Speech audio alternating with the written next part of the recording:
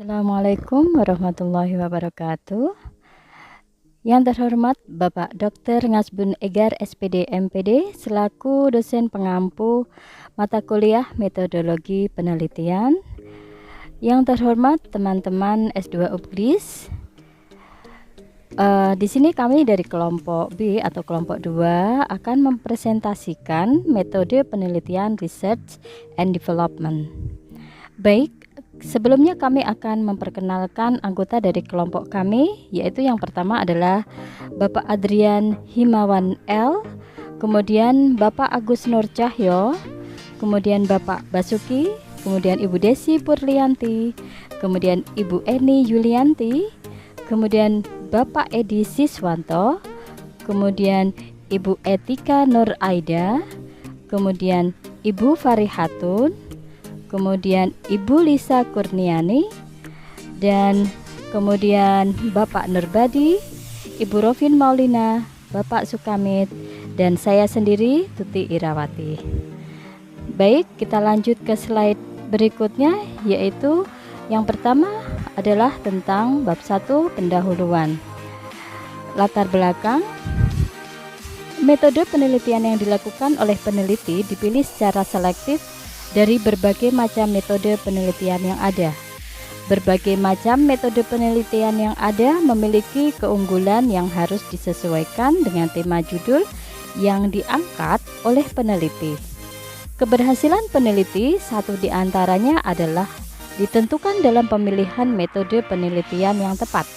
Metode research and development merupakan metode penelitian pengembangan yang biasa dipakai oleh mahasiswa program pasca sarjana dalam menyusun tesis dan disertasi. Metode research and development merupakan metode penelitian yang menghasilkan produk atau dapat berupa model atau modul atau yang lainnya, dan terdapat efektivitas dari sebuah produk tersebut.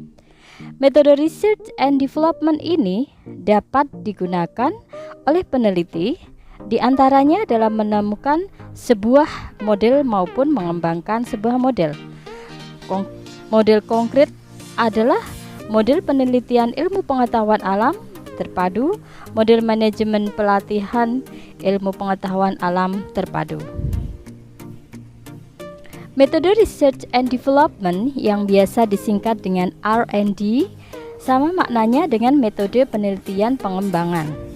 Menurut Borg and Yale, Educational Research and Development or R&D is a process used to develop and validate educational products.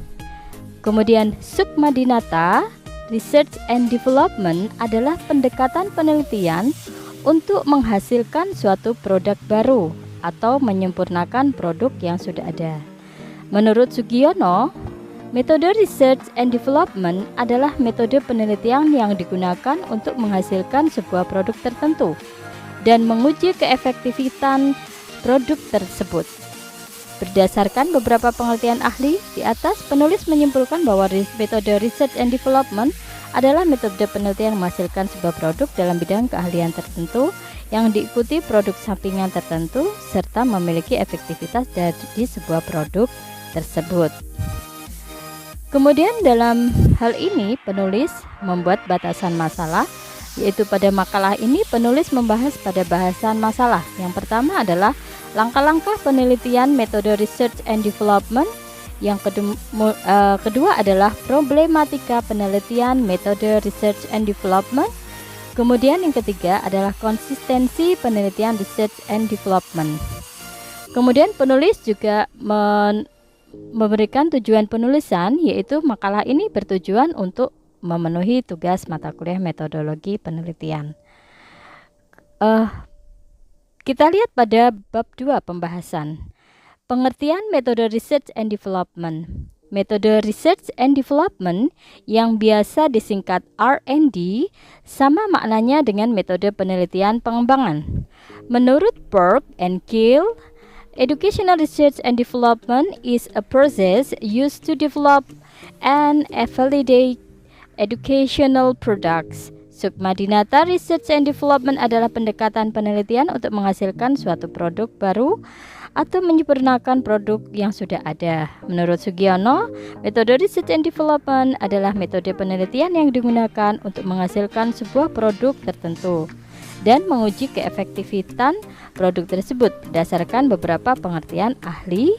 Di atas, penulis menyimpulkan bahwa metode Research and Development adalah metode penelitian yang menghasilkan sebuah produk dalam bidang keahlian tertentu yang diikuti produk sampingan tertentu serta memiliki keefektifan dari sebuah produk tersebut.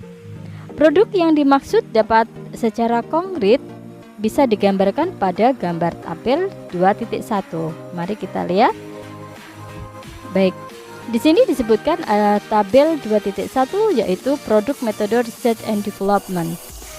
Ada bidang research, kemudian ada contoh produk.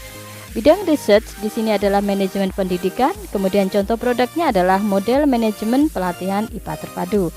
Kemudian bidang research misalnya di sini adalah pendidikan IPA. Nah, ini contoh produknya adalah buku materi IPA terpadu. Kemudian bidang research di sini adalah komputer, kemudian contoh produknya adalah software. Kemudian kita lihat pada langkah-langkah penelitian metode research and development. Menurut Borg and Gill, 10 langkah-langkah metode research and development adalah: yang pertama adalah assess needs, identify goals. Yang kedua adalah conduct instructional analysis. Kemudian yang ketiga adalah analyze learners and context. Kemudian yang keempat, write performance objectives. Kemudian yang kelima, develop assessment instruments. Yang keenam, develop instructional strategy. Kemudian yang ketujuh, develop and select instructional materials. Kemudian yang kedelapan, design and conduct formative evaluation of instruction. Yang kesembilan, revise instruction.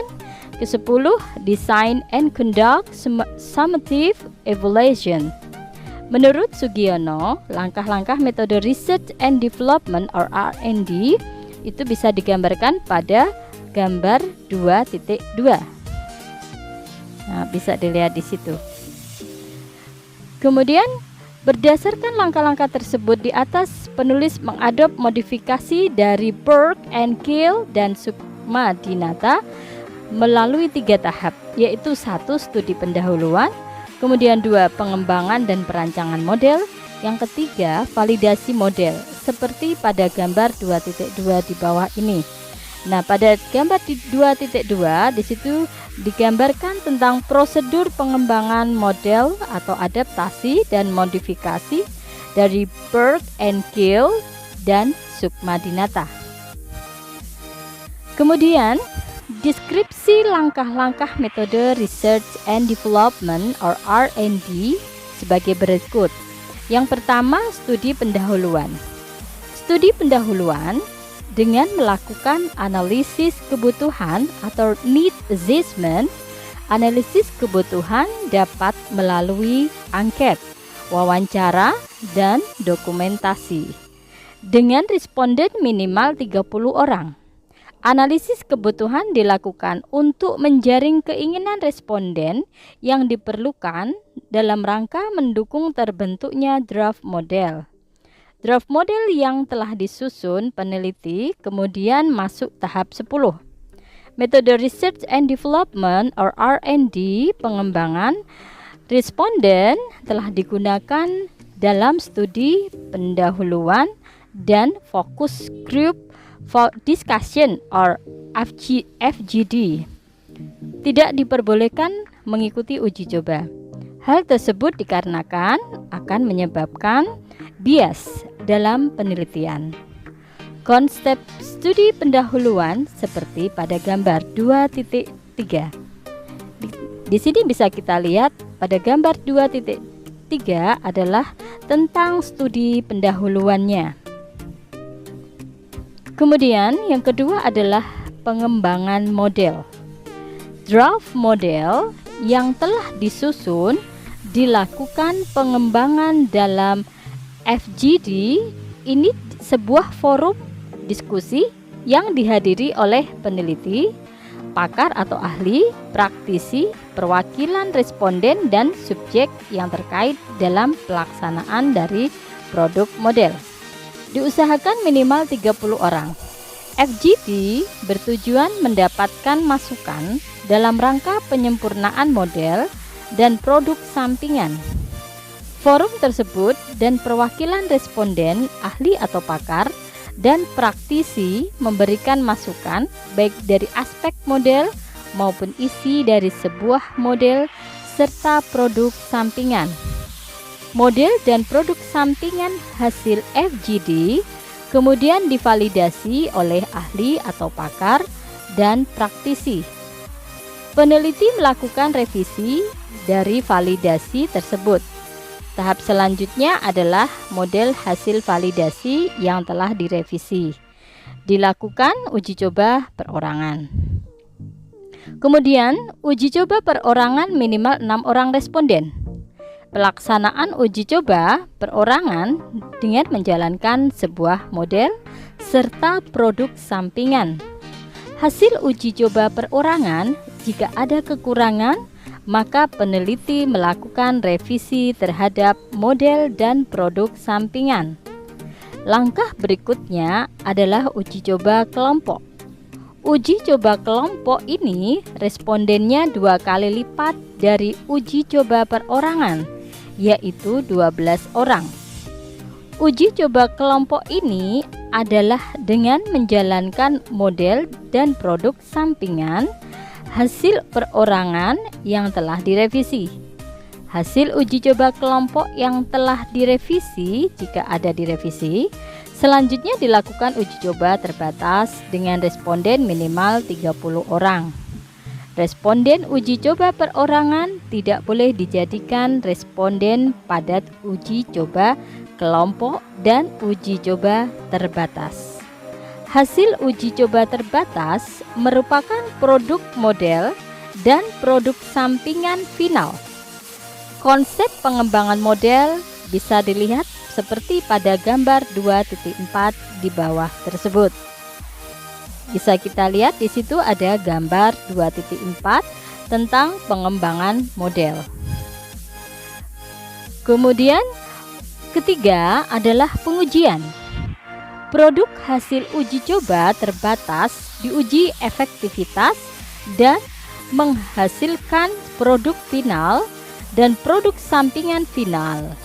Adapun konsep pengujian bisa dilihat pada seperti gambar 2.5. Gambar 2.5 di situ menggambarkan tentang pengujian model. Di situ ada model hipotestik, kemudian uji efektivitas model, kemudian dihasilkan model final. Kemudian yang C yaitu tentang problematika penelitian metode research and development. Penelitian metode research and development sangat sesuai bagi penyusun tesis dan disertasi. Hal tersebut dikarenakan penelitian metode research and development ini menghasilkan something new. Berbagai kendala penelitian dengan metode research and development dialami oleh peneliti. Adapun kendala-kendala tersebut adalah yang pertama, membutuhkan waktu yang lebih lama untuk memenuhi prosedur metode research and development.